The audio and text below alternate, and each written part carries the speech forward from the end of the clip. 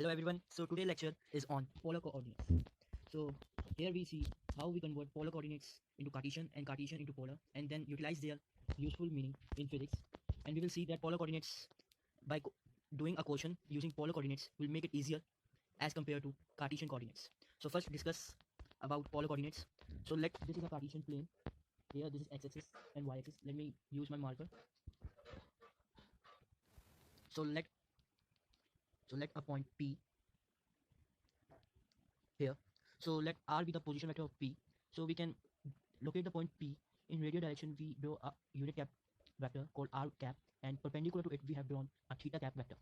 So here are two directional vector. These direction can be written as on Cartesian plane, as we can see here that R vector, if we resolve the components of R vector, we can see that R vector can be written as I cos theta plus j cap sin theta.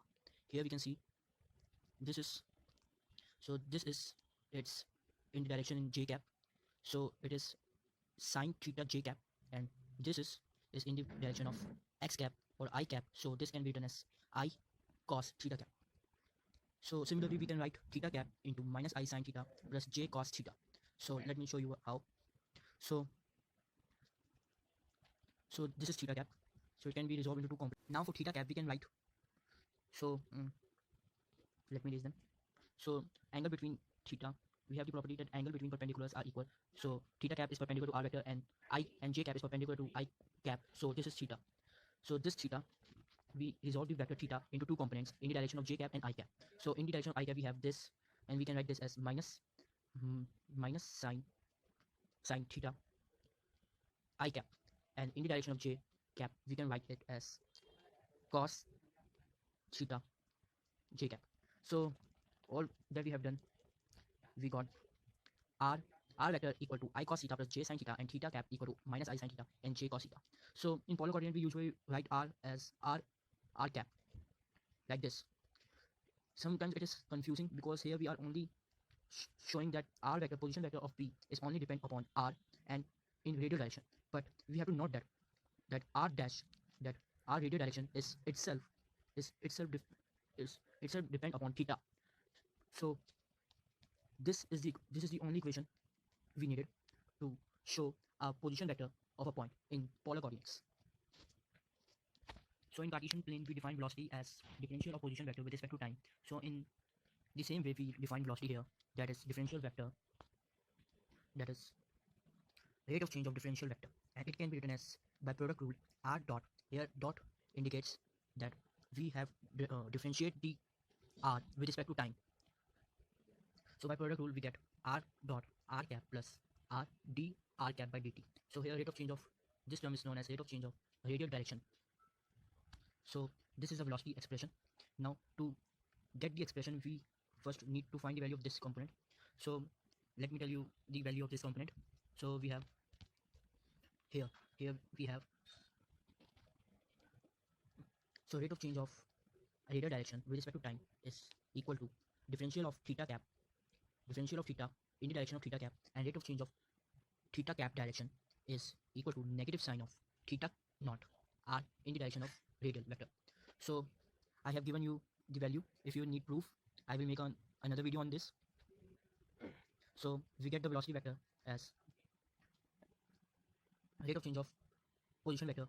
So we get this. So by putting the value, we get velocity vector as this.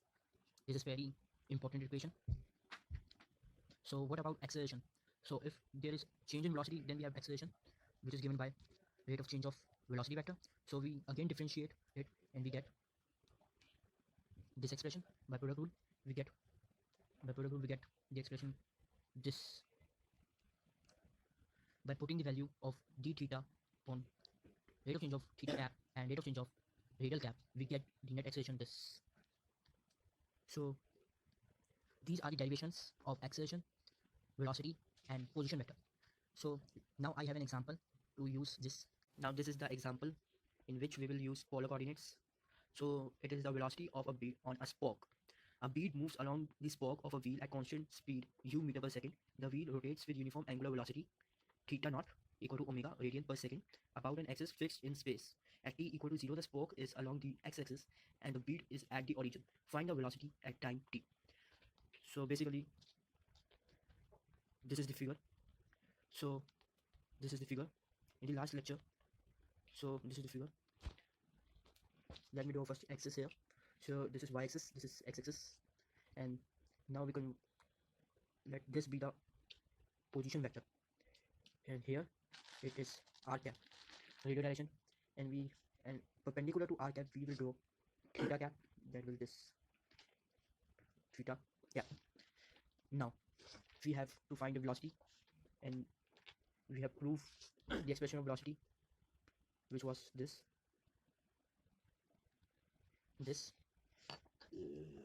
Now we have r equal to ut, so r naught is equal to u, and theta naught is equal to omega. Hence, by putting the value of r naught and theta naught in the expression, we get velocity as u r cap plus ut theta, ut omega theta cap. So we get the velocity vector. If in the same question, if they ask us for acceleration, then we will simply put the value of theta naught theta cap and rate of change of theta naught theta cap in the acceleration formula, and we get the acceleration vector. So it is easy to use polar coordinates here. We can also do it by using Cartesian coordinate.